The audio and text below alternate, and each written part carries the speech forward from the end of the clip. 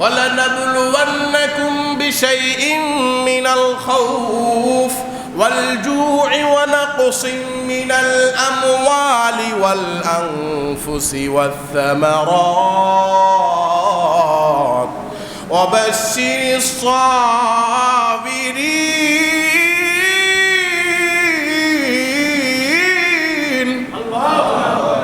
আল্লাহ বলেন পয়গম্বর সুলভ আচরণ এটা হয় নাই, পয়গম্বরের কথা এটা হয় নাই। আমি পরীক্ষা করব কি দিয়ে? সন্তান দিয়ে, ফলফলাদি দিয়ে, স্বল্পতা দিয়ে, জীবন দিয়ে, ক্ষুধা দিয়ে পরীক্ষা করব, সম্পদ দিয়ে পরীক্ষা করব। কে বললেন? আল্লাহ বললেন পয়গম্বর আমি কিন্তু পরীক্ষা করব, যদি অহংকার হয়ে থাকে নবুয়তের দপ্তর থেকে আপনার নামটা কেটে দিব। আল্লাহু আকবার। অহংকার আল্লাহর শরীরের চাদর। আর এক জায়গায় আশরাফ আলী থানবী রহিমাহুল্লাহ বলেন আল্লাহর শরীরের লুঙ্গি ধরে টানাটানি করে অহংকার যারা করে। নাউজুবিল্লাহ। 3.5 হাত মানুষ খালি লাফায়, কিসের অহংকার? 2 বার বাথরুমে গেলে 3 বার আর সোজা হয়ে দাঁড়াইতে পারে না। সে সুপারম্যান, সে বিশাল বড় নেতা, ঠিক কিনা? কষ্ট হচ্ছে আপনাদের? সম্মানিত ভাইরা রে আমার, এবার সুলাইমান নবী এই কথা বললেন যখন আল্লাহর পরীক্ষা শুরু হয়ে গেল, তখন সুলাইমানের হাতে একটা ছিল মুআজিজাপূর্ণ আংটি। এই আংটিটা আল্লাহ পাক রব্বুল আলামিন জান্নাত থেকে সুলাইমান নবীকে গিফট করছিলেন, তার আব্বাও পেয়েছিলেন এটা। সুবহানাল্লাহ। আংটির মধ্যে লেখা ছিল, অনেক রিওয়ায়াতে আসছে, লা ইলাহা ইল্লাল্লাহু মুহাম্মাদুর রাসূলুল্লাহ। আল্লাহু আকবার। এই আংটিটা এমন মুআজিজাপূর্ণ আংটি, এই আংটিটা হাতে থাকবে যতক্ষণ তামাম বিশ্বের সকল মাখলুকাত সুলাইমান নবীকে মানবে ততক্ষণ। সুবহানাল্লাহ। তো সুলাইমান নবীর পিছনে একজন জিন লেগে গেছিল, তার নাম হলো সখরা। কি নাম? আজকে আমাদের আলোচনার বিষয় রহমানের বান্দা কারা। রহমানের বান্দা কারা? আল্লাহর বান্দা কারা? আল্লাহ পাক রব্বুল আলামিনের সৃষ্টি সবাই, কিন্তু আল্লাহ পাক রব্বুল আলামিনের প্রিয় বান্দা সবাই না, ঠিক কিনা? সন্তান একটা বাবা অনেকেই আছে, কিন্তু সন্তানের মতো সন্তান, বাবার প্রিয় সন্তান সবাই না, ঠিক কিনা? এজন্য আল্লাহ পাক রব্বুল আলামিন বলেন, ওয়াইবাদুর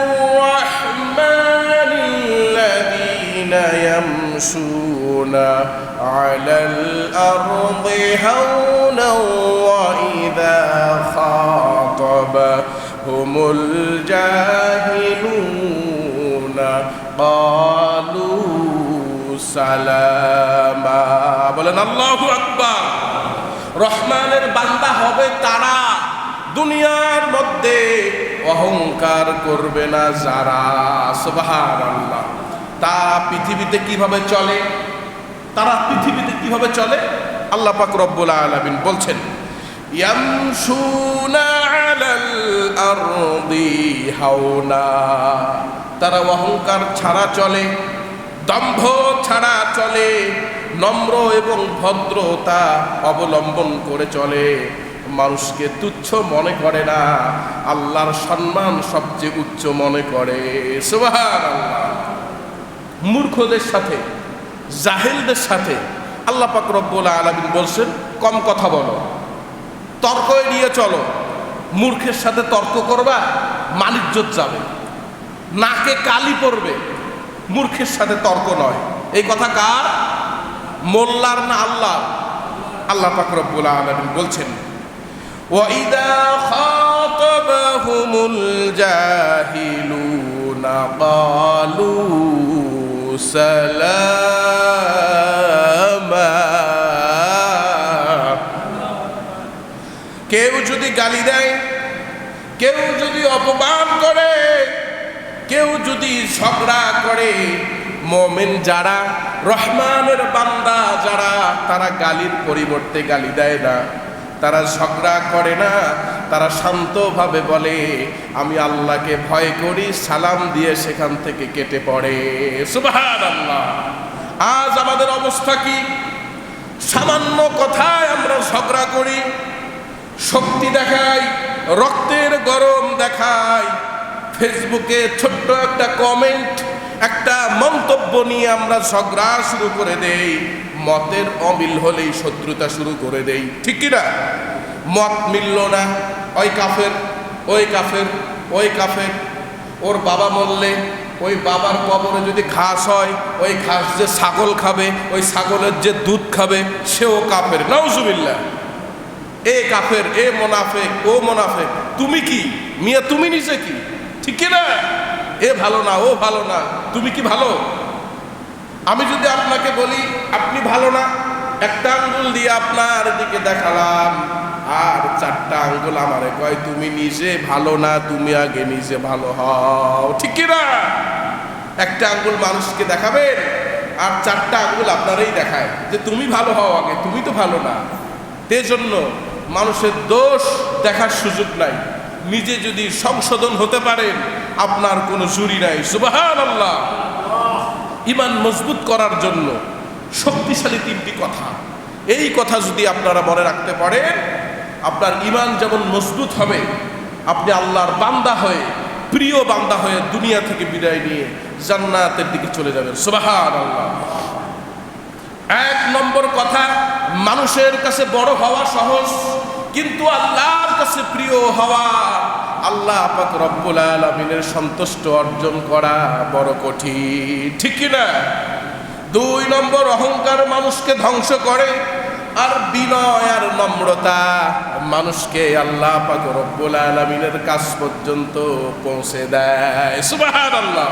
তিন নম্বর, পৃথিবীর সবচাইতে বড় শক্তিশালী ওই ব্যক্তি, যেই ব্যক্তি রাগের সময় নিজেকে নিয়ন্ত্রণ করতে পারে। পৃথিবীর মধ্যে সবচাইতে বড় বীর হলো ওই ব্যক্তি। গালি শুনলে, গালি দেওয়া তো কমন ব্যাপার, ঠিক না? গালি দিছেন আপনাকে, পাল্টা অ্যাকশন আমি গালি দিয়ে দিছি, রিভেঞ্জ নিয়ে নিছি। কিন্তু গালি দিলে চুপ থাকা, আল্লাহকে ভয় করে মাফ করে দেওয়া, এটা অনেক কঠিন। এটা মুমিনের পরিচয়। বলেন কার পরিচয়? মুমিনের পরিচয়। যুগে যুগে শুধু মানুষের অহংকার হলেই আল্লাহ পাক রব্বুল আলামিন পরীক্ষা দিয়েছেন, তা নবীদেরও পরীক্ষা নিয়েছেন আল্লাহ পাক রব্বুল আলামিন। হযরত সুলাইমান আলাইহিস সালাতু ওয়াস সালাম রাজ দরবারে বসা, তিনটা কারণে শ্রেষ্ঠত্ব আল্লাহ পাক রব্বুল আলামিন সুলাইমান আলাইহিস সালাতু ওয়াস সালামকে দান করেছিলেন। সুবহানাল্লাহ বলেন। এক নম্বর, পয়গম্বরের ছেলে পয়গম্বর। দুই নম্বরে, বাদশার ছেলে বাদশা। তিন নম্বর, নবীর ছেলে নবী। আল্লাহ পাক রব্বুল আলামিন এত সম্মান আর মর্যাদা দিয়েছেন, সুলাইমান আলাইহিস সালাতু ওয়াস সালাম অপ্রতিরোধ্য একজন বাদশাহ। সুবহানাল্লাহ। সুলাইমান আলাইহিস সালাতু ওয়াস সালামের পিতা ছিলেন সাইয়েদনা দাউদ আলাইহিস সালাতু ওয়াস সালাম। আল্লাহ পাক রব্বুল আলামিন তেনাকেও বাদশাহী দান করেছিলেন, সেই সাথে কিছু মুআজিজা দান করেছিলেন। তার মধ্যে একটা হলো, যদি যত শক্ত লোহা আর কঠিন লোহা হোক, এরকম করে মুষ্টিবদ্ধ করে ধরার সাথে সাথে লোহা মমের মতো গলে গলে পড়ে যেত। আল্লাহ পাক রব্বুল আলামিন সুলাইমান আলাইহিস সালাতু ওয়াস সালামকে তক্তা দান করছিল, বাতাসে উড়ে বেড়াইতো। এই তক্তা যখন বাতাসে উড়ে বেড়াতো, নিচ থেকে যারা দেখতো, দৈর্ঘ্য প্রস্থ চারদিকেই 4 কিলো করে, যে সূর্যের নিচে আরেকটা স্বর্ণ দিয়ে তৈরি করা একটা সিংহাসন দ্বিতীয় সূর্যের মতো ঝলক মারত। সুবহানাল্লাহ। তেল লাগতো না, গ্যাস লাগতো না, ব্যাটারি চালিত না। আল্লাহ পাক রব্বুল আলামিন বাতাসের মাধ্যমে চলার ব্যবস্থা করে দিয়েছিলেন। সুবহানাল্লাহ। আরেকটা মর্যাদা ছিল, জান্নাতি এক আংটি। জান্নাতি এক আংটি ছিল, এই আংটি কি চমৎকার আংটি! যতক্ষণ সুলাইমান আলাইহিস সালাতু ওয়াস সালামের হাতে ছিল, জিনে তার কথা শুনতো, মানুষে তার কথা শুনতো, আসমানের পাখিরা তার কথা শুনতো, এমনকি পিপিলিকা অর্থাৎ পিঁপড়া, এই পিঁপড়া সুলাইমান আলাইহিস সালাতু ওয়াস সালামের কথা শুনতো। সুবহানাল্লাহ। সাইয়েদনা সুলাইমান আলাইহিস সালাতু ওয়াস সালাম তখনও বিবাহ শাদী করেন নাই। মন্ত্রী পরিষদের সবাই কানাঘোষা করছেন। মুরব্বী কিছু মন্ত্রী আছে, থাকে না পরিষদে কিছু মুরব্বী লোক, আমাদের মসজিদে আছে না মুরব্বী, ভালো মন্দ দেখাশোনা করে, যেমন আমাদের সভাপতি সাহেব, সেক্রেটারি, ক্যাশিয়ার আছে না? তো মন্ত্রী পরিষদেও কিছু সিনিয়র পার্সন আছে না নাই? তারা বলতেছে, আল্লাহর নবী সুলাইমান বয়স তো কম হলো না, একটা বিবাহ করার দরকার। সুলাইমান আলাইহিস সালাতু ওয়াস সালাম বললেন, কথা আপনারা খারাপ বলেন নাই, বিবাহ আসলেই করা দরকার, বয়সটা হয়ে যাচ্ছে, আর আমার বিবাহ করার জন্য একটা ভালো মেয়ে দরকার, আমার তো মাথায় এটা ছিলই না। এই কথা বলল যখন মন্ত্রী আমলারা সবাই বলে উঠল, তখন কি ধরনের মেয়ে আপনি চান? এক তো আপনি বাচ্চার ছেলে বাচ্চা, 2 নম্বর নবীর ছেলে নবী, পয়গম্বর ইবনে পয়গম্বর, আপনার জন্য তো সাধারণ মেয়ে দেখা যায় না।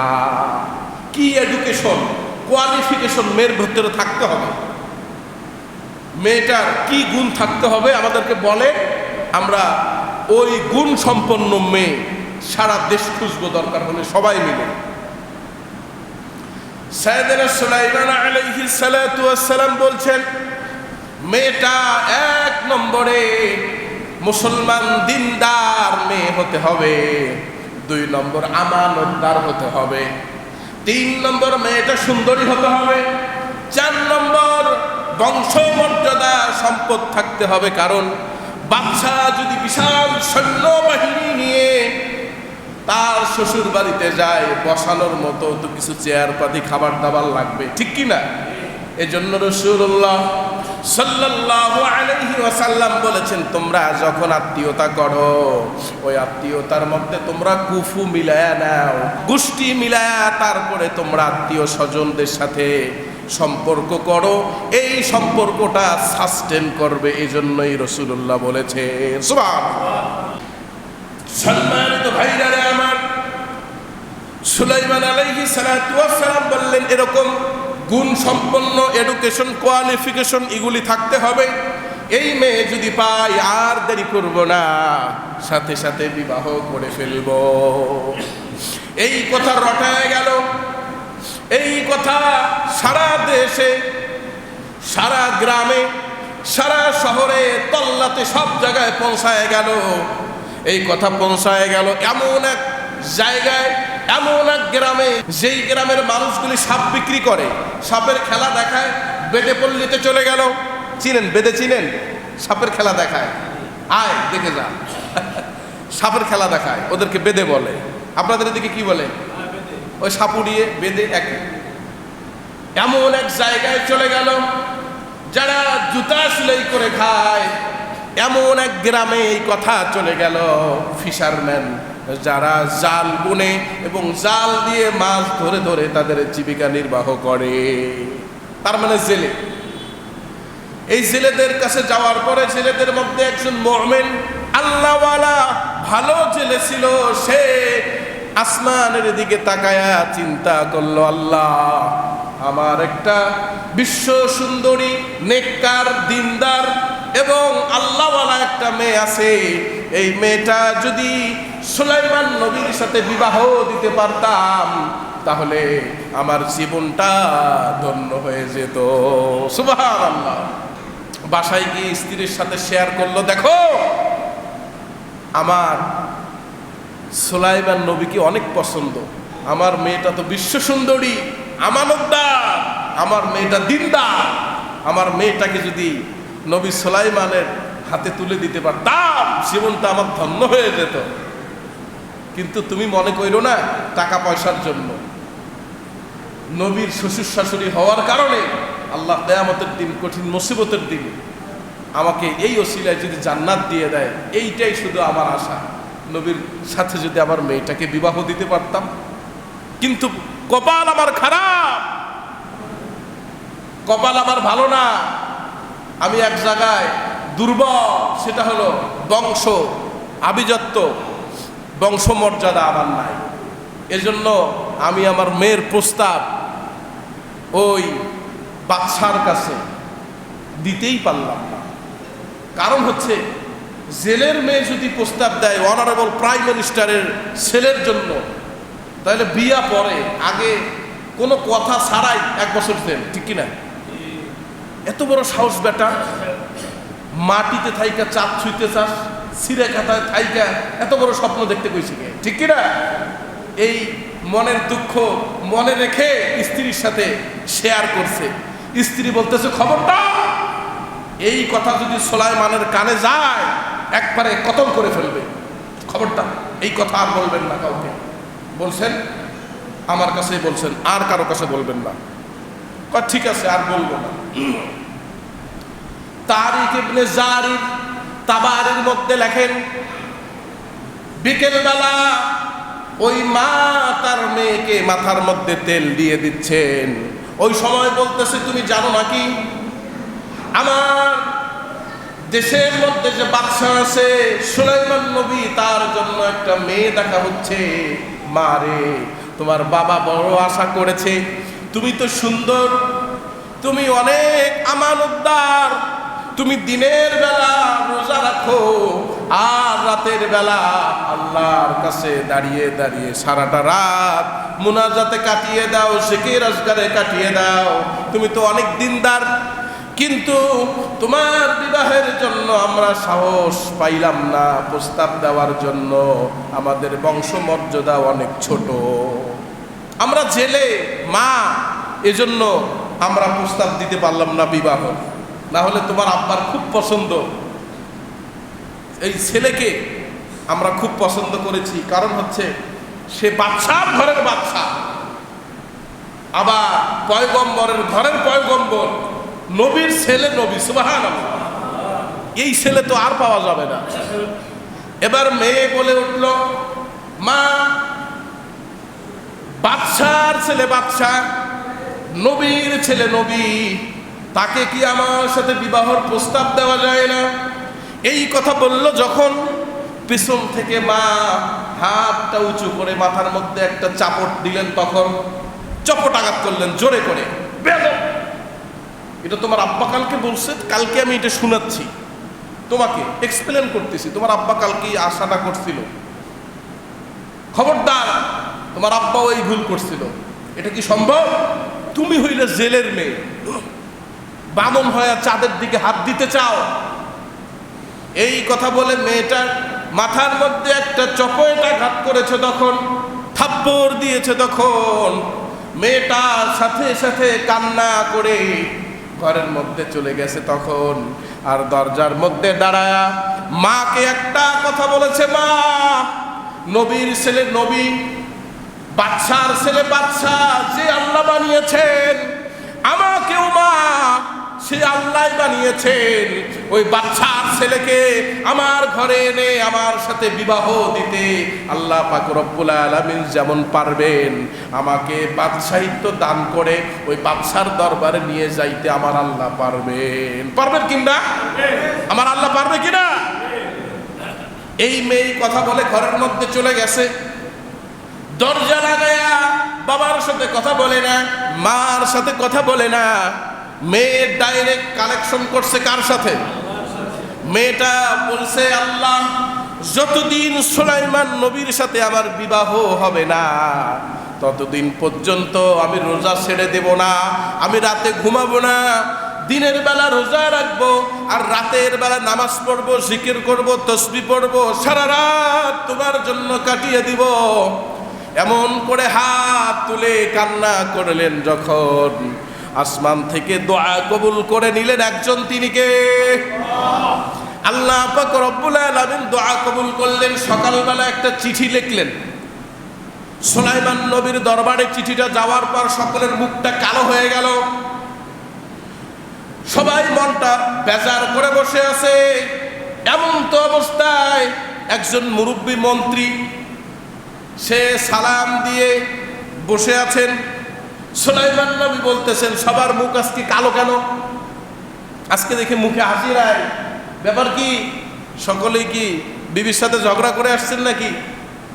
কয় না না, বিবির সাথে ঝগড়া করি নাই। দেশ বিদেশ থেকে অনেক জায়গা থেকে বিবাহর প্রস্তাব আসে, আপনি বিবাহ করলেই তো পারেন, তাহলেই তো আর এত প্রস্তাব আসে না। কয় ওই যে এডুকেশন কোয়ালিফিকেশন, ওই গুণগুলা মেলে না। যে 4টা গুণ আমি চেয়েছি, এই 4টা গুণের 4টা গুণ সবার ভিতরে পাচ্ছি না, এজন্য বিবাহও করছি না। এই কথা পড়ে সুলাইমান নবী বলছেন, বিবাহের কথা পড়ে। আগে বলেন তো, আপনাদের মুখ কালো হয়ে গেছে, মনটা খারাপ কেন? বলেন কি হয়েছে বলেন। কেউ বলতে চাচ্ছে না। সামনে একজন মুরব্বী সংসদের মধ্যে আছে, ওনাকে বলতেছে, আপনাকে তো আমার আব্বা সম্মান করতো, আপনি আমারও মুরব্বী, আপনি বলেন কি হয়েছে বলেন। কয় না, লজ্জার কথা কি আর বলবো, একটা চিঠি আসছে। কোথা থেকে আসছে? ফিশারম্যান, অর্থাৎ জেলে পল্লী থেকে আসছে, জেলের মেয়ে পাঠাইছে। তো কি লিখছে পড়েন না একটু শুনি। কথা পড়ার দরকার নাই, আরে পড়েন, আপনার মনটা খারাপ হয়ে যাবে। আরে আমি আল্লাহর পয়গম্বর, মন খারাপ করলে আমি নিরাশ হব না, মন খারাপ করলে আমি ভেঙে পড়বো না। ডন্ট বি এক্সাইটেড, লা তাকনাতু মির রাহমাতিল্লাহ। মুসলমানরা আশা হারায় না, আশা রাখে কার উপর? আল্লাহর উপর। বলেন কি হয়েছে? এবার মুরব্বী চিঠিটা হাতে নিয়ে জেলের মেয়ের চিঠি সালাম দিলেন, সালামের উত্তর নিলেন, আর বললেন, সুলাইমান নবী আপনার হাতে যখন চিঠিটা পড়েছে, আল্লাহর নামের শপথ করে বলি, আমি দুনিয়ার কোনো চাকচিক্যর জন্য না, দুনিয়ার কোনো টাকা পয়সার জন্য না, দুনিয়ার কোনো সম্পদের জন্য বিবাহর প্রস্তাবটা আপনাকে দেই নাই। আপনার সাথে বিবাহ হলে সারাটা জীবন আপনার খেদমত করব। আর যে 4টা গুণ আপনি চেয়েছেন, 1 নম্বর মুসলমান, আমানতদার হতে হবে, আমি আমানতদার, দিনদার হতে হবে, আমি দিনদার। 3 নম্বর সুন্দরী হতে হবে, আমি আমার জন্মের পরে বাবাকে ছাড়া আর কোনো পুরুষ দেখি নাই। সুবহানাল্লাহ। শুধুমাত্র কেবলমাত্র 4 নম্বর গুণটা আমার ভিতরে নাই, সেটা হলো আমার দোষ না, সেটা হলো আমার বংশ ছোট, আমার বংশ বুনিয়াদ বড় না, আমি হলাম জেলের মেয়ে। আল্লাহর দিকে তাকিয়ে আমি আপনাকে বিবাহর প্রস্তাব দিলাম, আমাকে যদি বিবাহ করেন, নিজের হাত দিয়ে খাবার খেতে হবে না। পৃথিবীর কোনো মানুষ যদি আপনার দুঃসময়ে না থাকে, আপনার শরীরে যদি পোকাও ধরে যায়, আমি জিহ্বা দিয়ে চেটে চেটে পরিষ্কার করে দেব। একটাই মাত্র কারণ, কারণটা হলো কিয়ামতের দিন, কঠিন মুসিবতের দিন, কোন জায়গায় যদি আমি জায়গা না পাই, আল্লাহর নবী সুলাইমানের কদমের কাছে আমার একটু জায়গা দিয়ে, এই ওসিলায় যদি আল্লাহ মাফ করে। সুবহানাল্লাহ। নিয়তটা ভালো না খারাপ? অনেক ভালো। অনারেবল প্রাইম মিনিস্টার সুলাইমান নবী এরকম করে বসে আছেন। এই চিঠিটা শোনার পরে উনি শুধু এইটুকুই বললেন, এত বড় সাহস একটা জেলের মেয়ে, এইটুকুই। আচ্ছা বলেন, একটা বাচ্চার ছেলে বাচ্চা, পয়গম্বরের ছেলে পয়গম্বর, সেই কথা বলতে পারে কিনা? অবশ্যই পারে, ঠিক কিনা? মেম্বারের ছেলের কাছে প্রস্তাব নিয়ে গেলে তাই জিজ্ঞাসা করে, কি করে? ব্যবসা করে। কিসের ব্যবসা? মাছের ব্যবসা, ফলের ব্যবসা, ফলের ব্যবসা, মাছের ব্যবসা। আর সেটা তো প্রধানমন্ত্রী, ঠিক কিনা? আল্লাহ পাক রব্বুল আলামিন বলেন, বাদশার ছেলে বাদশা হইলে ঠিক ছিল, দুনিয়াদারি হইলে ঠিক ছিল।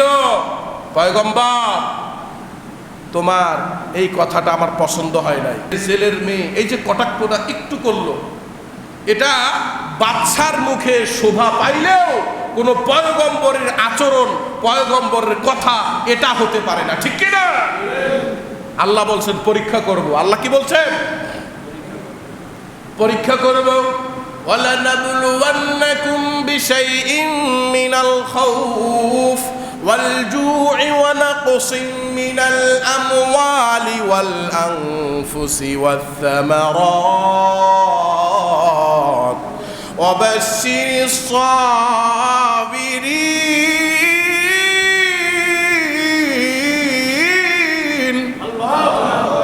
আল্লাহ বলেন পয়গম্বর সুলভ আচরণ এটা হয় নাই, পয়গম্বরের কথা এটা হয় নাই। আমি পরীক্ষা করব কি দিয়ে?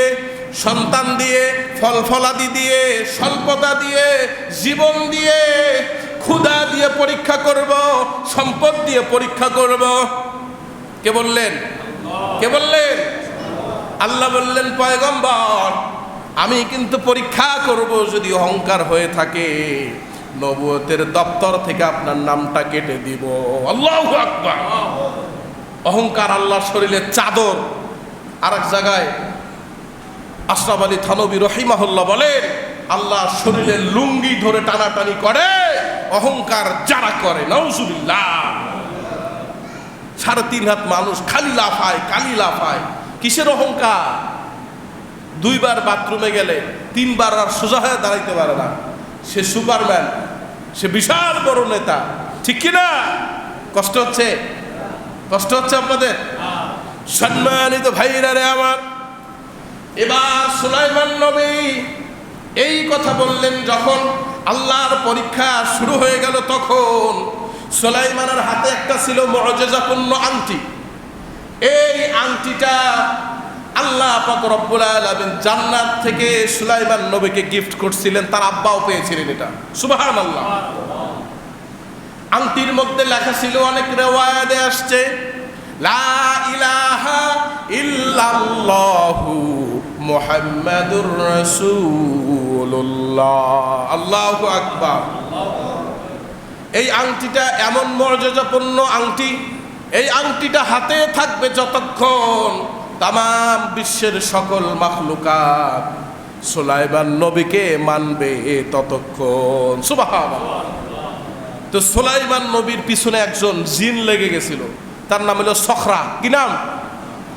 এই আংটিটার একটা নিয়ম ছিল, সেটা হলো নবীকে বলছে যে তুমি এই আংটির মধ্যে একটা মর্যাদা আমি দিয়েছি, এমন মর্যাদা এই আংটি তোমার কাছে থাকবে যতক্ষণ তামাম পৃথিবী সব কিছু থাকবে ততক্ষণ।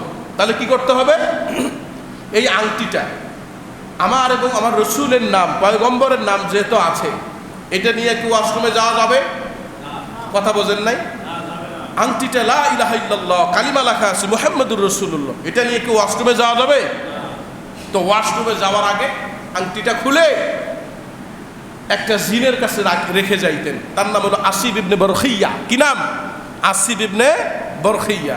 কোরআন শরীফে একটা জিনের কথাও আসছে, আল্লাহ পাক বলছেন, ক্বালা ইফরিতুম মিনাল জিন্নি আনা আতিকা বিহি ক্বাবলা আন তাকুমা মিন মাকামিক ওয়া ইন্নী আলাইহি লাকাওয়িয়ুন আমিন। ইফরিত, ক্বালা ইফরিতুম মিনাল জিন, এমন একটা শক্তিশালী জিন ছিল, রানী বিলকিসের সম্রাট। আপনি বর্ষা থেকে উঠবেন আর দাঁড়াবেন, আমি ওই সম্রাটটা পুরোটা একবার উঠায়া আপনার চোখের সামনে দাঁড় করাবো। ওই আসিব ইবনে বরখিয়া এত বড় শক্তিশালী জিন, সে বলে, বেয়াদব, তুমি বাদশাকে, নবীর ছেলে নবী, পয়গম্বরের ছেলে পয়গম্বরকে দাঁড়ানোর জন্য বলতে পারো? এত বড় বেয়াদব হয়েছো। বাদশা, আপনি চোখটা বন্ধ করবেন আর চোখটা খুলে দেখবেন রানী বিলকিসের সিংহাসন আপনার সামনে প্লেস করে দিব। আল্লাহু আকবার। এই পরিমাণের শক্তিধর একজন জিন। জিনের কাছে আংটিটা এরকম করে দিছে, নেও, আমি ওয়াশরুম থেকে আসি। ওয়াশরুমে গেছে। এবার ওই সখরা জিন কিন্তু সবার রূপ ধারণ করতে পারে, বাতাসে মিশে যেতে পারে, ঠিক কিনা? সুলাইমান নবীর রূপ ধরে এসে আংটি দাও। আংটিটা দিয়ে দিয়েছে যখন, আংটি কার কাছে গেছে এবার? শয়তানের কাছে। বদজিন, তার মানে শয়তান, সখরা। সখরা গিয়ে সুন্দরভাবে এরকম সিংহাসনে বসছে, বসার পরে বলতেছে, এই আমার সিংহাসনে আমার মতো একটা সুলাইমান বেরোইছে, নকল সুলাইমান, যেখানেই পাবা ধইরা একবার ইচ্ছা মতো মাইর দিবা, আমার সামনে নিয়ে আসবা, আগে নিয়ে আইসা ইচ্ছা মতো মায়। এটা কে কয়? জিনে কয়, শয়তানে কয়। আসল সুলাইমান রে নকল সুলাইমান বানায় দিছে। তো সুলাইমান আলাইহিস সালাতু ওয়াস সালাম ওয়াশরুম থেকে বের হয়ে বলতেছে, আমার আংটি দাও। কয় কি? নকলটা? এই তো পাইছি। কিসের আংটি? কয় আমি না তোমার একটু আগে আংটি দিলাম, আংটিটা দাও। ও আংটি নিবেন, আসেন। সামনে নিয়ে গেছে। নিয়ে যাওয়ার পরে এবার শয়তান তো দেখছে আসলটা আসছে। আংটি কার কাছে? বুঝে নাই। আংটি কার কাছে? শয়তানের কাছে। শয়তান সিংহাসনে, আর আংটি যার কাছে থাকবে তাকেই তো সবাই মানবে, ঠিক কি না? তো আংটিওয়ালা শয়তান সখরা, সে বলতেছে, এই যে 2 নম্বরটার কথা বলছিলাম না, এই যে এটা মারেন ইচ্ছা মতো, সবাই পিটান ইচ্ছা মতো। পিটাইতে সুলাইমান নবীরে পিটাইতে এমন অবস্থা হয়ে গেছে, দম বন্ধ হয়ে গেছে, চোখের রক্ত জমে চোখ জমাট বেঁধে গেছে, পুরা শরীর একবারে নিথর দেহ হয়ে গেছে। তারা মনে করছে মরে গেছে। এই কথা বলে শয়তান বলতেছে, যাও নদীর পাড়ে ফালায় দাও, মাছ জানোয়ার খেয়ে ফেলবে। নদীর পাড়ে ফালায় দিয়ে আসছে। আসলে বলেন তো, জীবন দেওয়ার মৃত্যু দেওয়ার মালিককে? ওই যে ছেলে ওই রাস্তা দিয়ে যাচ্ছিল মাছ ধরার জন্য, এবার দেখা হারে এত সুন্দর চাঁদের মতো চেহারা। পয়গম্বরদের চেহারা সুন্দর ছিল। প্রত্যেকটা পয়গম্বরকে আল্লাহ পাক রব্বুল আলামিন শ্রেষ্ঠ জ্ঞান এবং ওই জামানার শ্রেষ্ঠ সৌন্দর্য দিয়ে পাঠিয়ে দিয়েছিলেন। সুবহানাল্লাহ। আমার নবীর সৌন্দর্যের কথা কি বলবো, সময় কুলাইতে পারি না, ওইদিকে যাচ্ছি না। আবার নবী হেঁটে যাইতেন, রোদ দিয়া মাথার উপর দিয়ে আসমানের ছায়া দিত। সুবহানাল্লাহ। রাসূলুল্লাহ এরকম করে ইশারা করলে চাঁদ 2 টুকরা হয়ে যাইত। আমার রাসূলের মুজিজা বলে শেষ করতে পারবো না। যাই হোক, যেটা বলতেছিলাম, সম্মানিত ভাইরা রে আমার, সুলাইমান নবীকে মারতে এমন অবস্থা হয়ে গেছে, তারা মনে করছে মরে গেছে, শেষ হয়ে গেছে, কিন্তু না, বাঁচিয়ে রাখছেন একজন। তিনি কে? আল্লাহ পাক রব্বুল আলামিন বাঁচিয়ে রাখছেন। সুলাইমান নবীকে দেখার পর জেলে থমকে গেল, আশ্চর্য হয়ে গেল, এত সুন্দর চাঁদের মতো চেহারা। আহারে, এই মানুষটাকে কে মারলো? এই মানুষটাকে কি কারণে মারলো? এই কথা বলল। আর ঘাড়ের মধ্যে গামছা থাকে, মাথার মধ্যে ছেলেদের গামছা থাকে না, গামছাটা সুন্দর করে ভিজিয়ে চোখের রক্তগুলি, মুখের রক্তগুলি মুছে দিয়ে দেখলো পূর্ণিমার চাঁদটা জমিনে নেমে এসেছে। জ্ঞান ফেরার পর বলতেছে, আপনার নাম কি? সুলাইমান আলাইহিস সালাতু ওয়াস সালাম। চোখটা খুলে এখন বলতেই যাবে সুলাইমান, চিন্তা করে সুলাইমান কয়েকবার মাইর খাইছি, আবার যদি কই সুলাইমান, তাহলে জেলে কতক্ষণ পিটাবে, বলার দরকার নাই। এখন বলেন, সুলাইমান নবী ছিল কোথায়? সিংহাসনে। এখন কোথায়? নদীর পাড়ে। খাট নাই, পালং নাই, কোনো রাজ দরবার নাই, আংটি নাই, কিচ্ছু নাই। পারে কে? এজন্য অহংকার বেশি করবে যারা, আল্লাহর গজবে ভূপাতিত হবে তারা। অহংকার করব সবাই বেশি অহংকার করব? করা যাবে অহংকার? আলহামদুলিল্লাহ। এজন্য কবি সুন্দর করে বলেন, তুমি কাউকে রাখো 10 তলাতে মাওলা, কাউকে রাখো 22 তলায়। আল্লাহ তোমার লীলা খেলা, কেউ বসে না।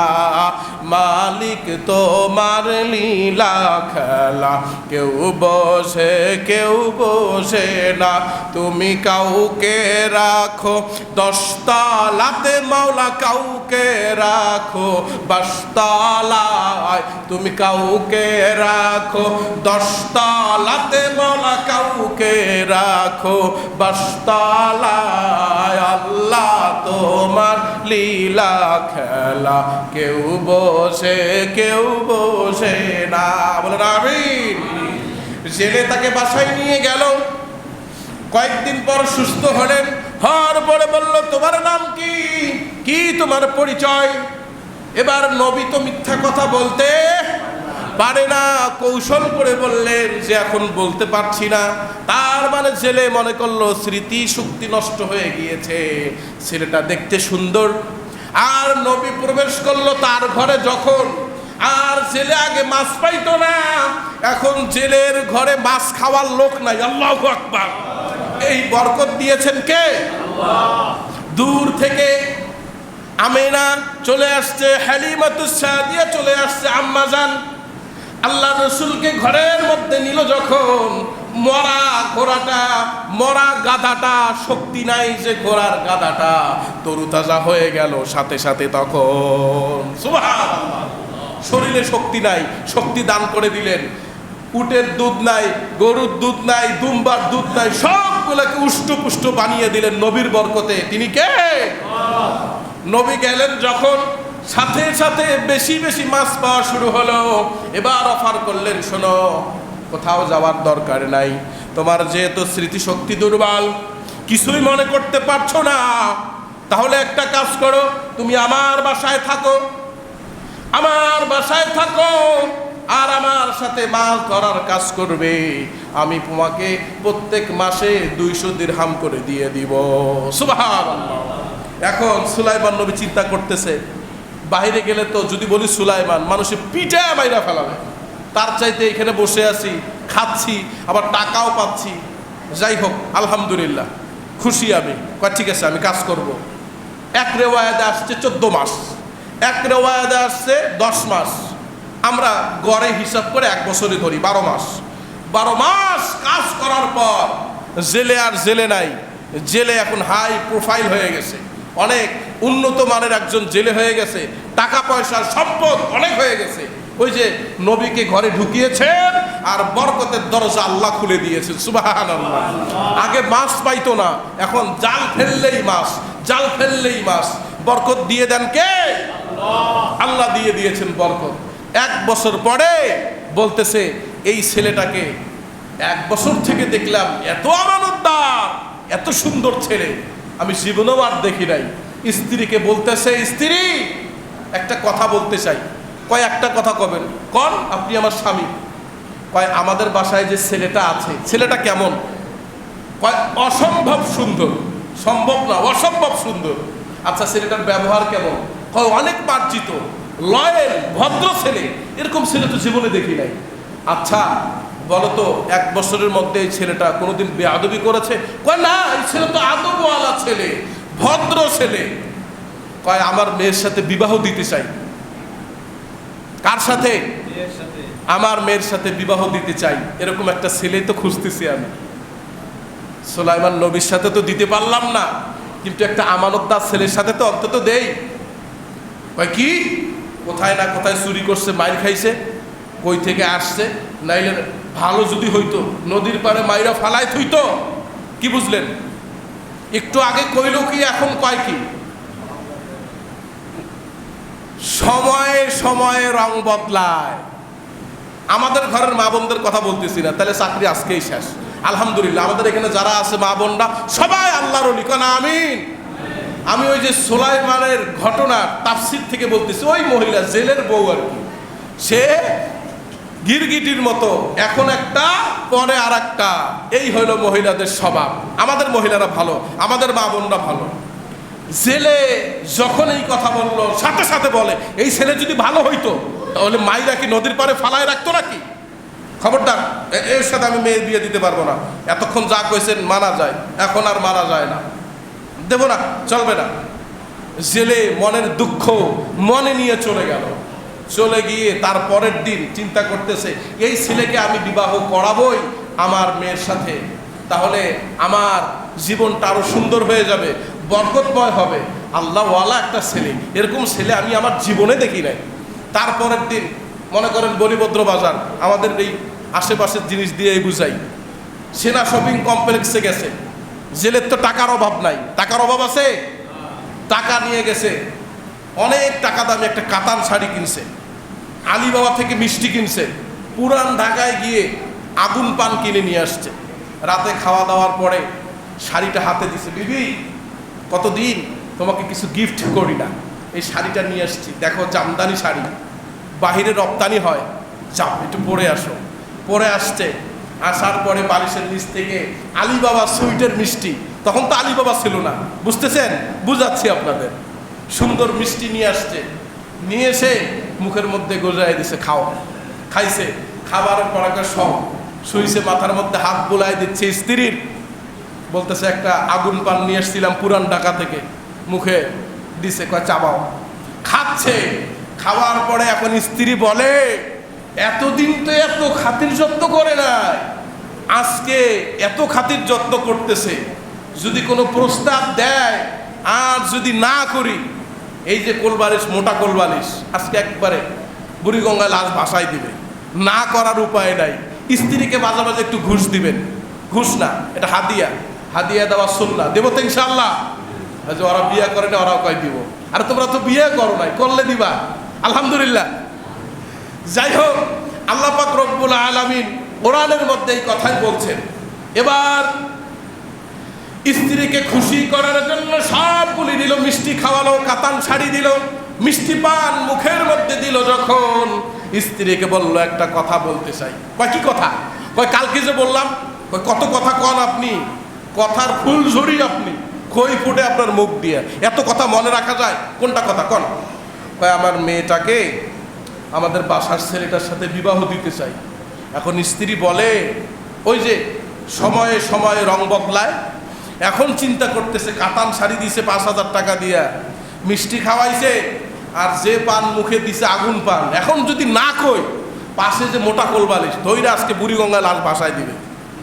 এখন বলতেছে আপনার মেয়ে আপনি কোথায় দিবেন দেন, আমি জানি না, ওই দায়িত্ব আপনার। চেঞ্জ হয়েছে কথা না হয় নাই? চেঞ্জ হয়েছে।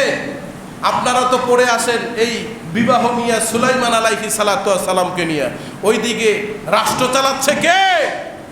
শয়তান, শয়তান সখরা রাষ্ট্র চালাচ্ছে কে?